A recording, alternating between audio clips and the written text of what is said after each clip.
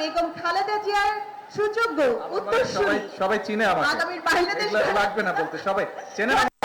এই সামনে যে অডিয়েন্সটা দেখতে পাচ্ছে, এই বাচ্চাগুলো দেখতে পাচ্ছেন, তারা সেই সকাল থেকে সূর্যের তাপ মাথায় নিয়ে শুধু আপনার জন্যই অপেক্ষা করেছে।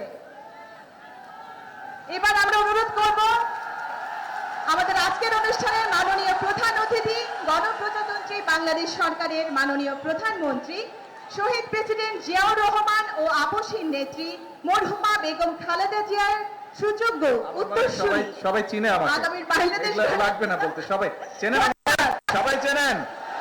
তাহলে পরিচয় দেওয়া লাগবে না, লাগবে পরিচয় দেওয়া লাগবে না। আসেন কথা শুরু করি। বিসমিল্লাহির রহমানির রহিম।